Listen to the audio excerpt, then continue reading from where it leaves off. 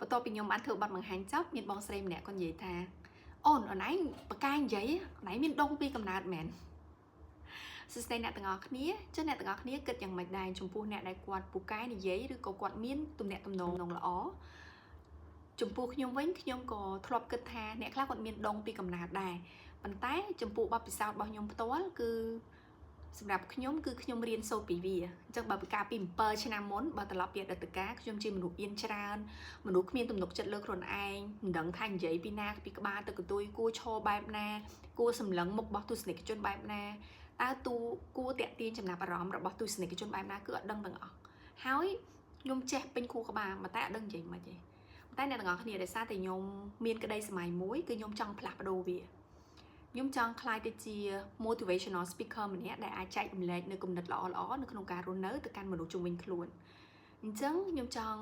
ប្រាប់ទៅអ្នកទាំងអស់គ្នាវិញថានៅពេលដែលអ្នកទាំងអស់គ្នាមានអារម្មណ៍ថាខ្លួនឯងអៀនខ្មាស់ច្រើនឬក៏មានគំនិតច្រើនប៉ុន្តែយើងអាចចែករំលែកបានដោយសារតែយើងអៀនយើងភ័យគឺអត់បញ្ហាទេ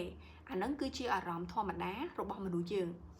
ដែលយើងភ័យនៅលើឆាកមិនមែនតែយើងគឺគ្រប់គ្នាគឺគាត់ភ័យនៅលើឆាកប៉ុន្តែដឹងអត់ខ្ញុំមានអាចកំបាំងមួយដែលអាចជួយអ្នកទាំងអស់គ្នាលែងភ័យបាន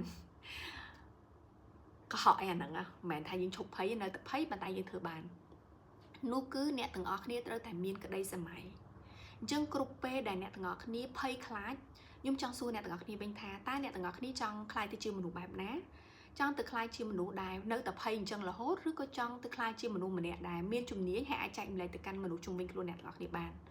ឬក៏អ្នកទាំងអស់គ្នាចង់ឲ្យខ្លួនឯងមានទំនុកចិត្តក្នុងការទំនាក់ទំនងជាមួយអ្នកផ្សេងដើម្បីឲ្យការងាររបស់យើងនឹងប្រសើរឡើងអញ្ចឹងគ្រាន់តែអ្នកទាំងអស់គ្នាមានក្តីសម័យអញ្ចឹងភ្លាមគឺអ្នកទាំងអស់គ្នាអាចផ្លាស់ប្ដូរបាន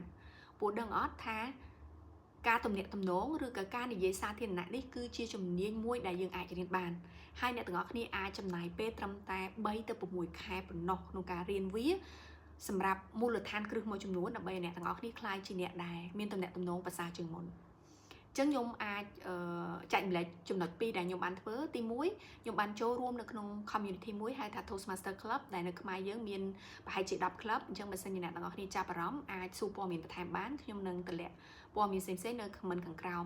ទី2គឺការចូលរៀនវគ្គបណ្ដុះបណ្ដាលផ្សេងៗតាក់ទងជាមួយនឹង communication skill trainer presentation skill គឺខ្ញុំរៀនជាមួយអ្នកដែលគាត់មានជំនាញព្រោះនៅពេលដែលយើងរៀនជាមួយអ្នក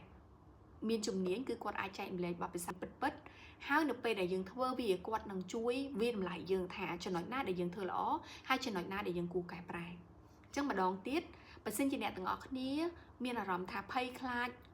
ឬក៏អៀនច្រើនអត់ជាបញ្ហាអ្នកទាំងអស់គ្នាអាចរៀនវាធ្វើឲ្យប្រសើរជាងនឹងបានអាចរៀនគ្រប់គ្រងនូវភាពភ័យខ្លាចរបស់អ្នកទាំងអស់គ្នាហើយធ្វើឲ្យខ្លួនឯងមានភាពក្លាហានជាងមុនប៉ុន្តែអ្នកទាំងអស់គ្នារៀនបានលុះត្រាតែអ្នកទាំងអស់គ្នាមានក្តីសម័យចង់ផ្លាស់ប្ដូរទម្លាប់មិនល្អទាំងអស់នេះចាអរគុណជួបគ្នាវីដេអូក្រោយ